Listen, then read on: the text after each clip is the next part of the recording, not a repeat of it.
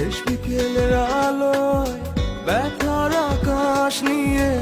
কার ছবি আঁকো মনের গহীন কোণে অসীম শূন্যতা ঘিরে এভাবে কি বেঁচে থাকা যায়